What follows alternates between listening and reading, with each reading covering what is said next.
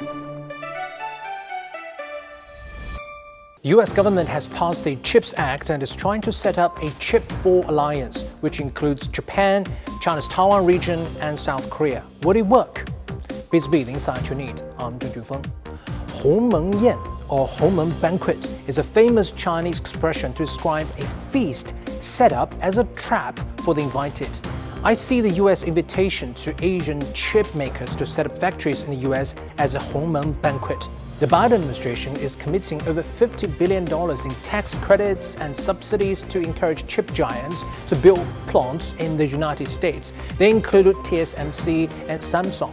I see these subsidies as a bait of the trap. South Korea has already learned a lesson in its battery alliance with America.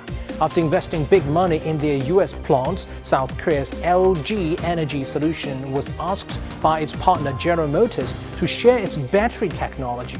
Meanwhile, Ford requested SK's battery unit to share technologies. South Korea is furious, immediately passing a law to protect their core technologies. South Korea is now hesitant to join the Chip 4 alliance. So is aware that what happened in the battery alliance may happen again in the chip alliance.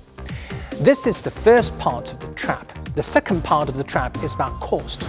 The R&D budget in 2021 of Taiwan's TSMC was $4.5 billion.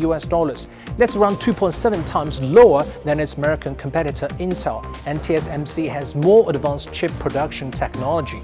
Making semiconductors in America is expensive, especially when accounting for high labor costs.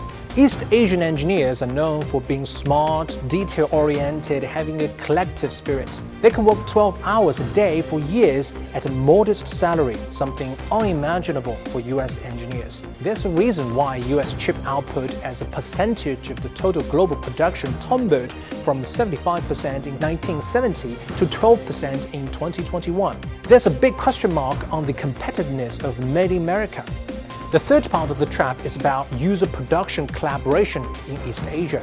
China's rising smartphone manufacturing is one key factor contributing to the chip boom since 2010. South Korean and chip makers in Taiwan region have kept close ties with their end users, Chinese mainland phone makers. These close partnerships led to more chip designs, boosted chip-making capacities, and strengthened East Asia's position as the #1 chip cluster in the world. The US is trying to deliberately unravel well-established supply and demand networks in East Asia with its own alliance. I don't think the region will fall into this trap because China remains the future for chips. China now consumes 1 out of every 2 chips made in the world.